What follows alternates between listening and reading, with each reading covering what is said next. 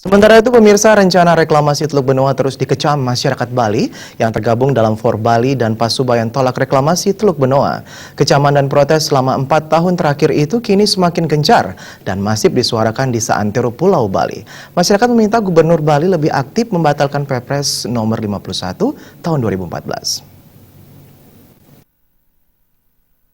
Ketua Pasubayan Desa Tolak Reklamasi Teluk Benoa, Wayan Swarsa mengatakan DPRD Bali diharapkan dapat mempertimbangkan masukan-masukan yang telah disampaikan Pasubayan saat rapat, sehingga proyek reklamasi yang dinilai sangat merugikan Bali dapat dibatalkan. Tidak sebatas itu, Gubernur Bali pun diminta untuk turut berkontribusi dalam pembatalan Perpres nomor 51 tahun 2014. Gubernur diharapkan menggunakan kewenangannya untuk dapat menyampaikan aspirasi masyarakat Bali kepada Presiden.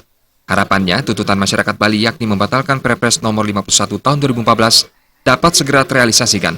Kami sudah sampaikan bahwa mohon kepada DPRD untuk mempertimbangkan lagi setelah mendapatkan masukan-masukan lebih jelas daripada kami kan.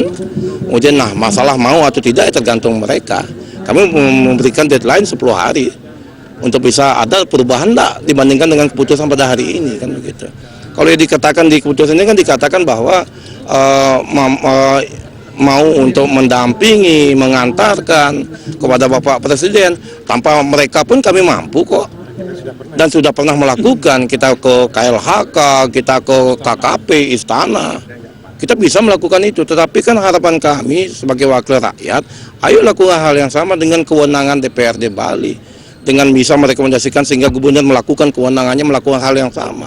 Itu kan akan kuat sekali sebagai suatu penguat dari pemerintah daerah Bali kepada Presiden.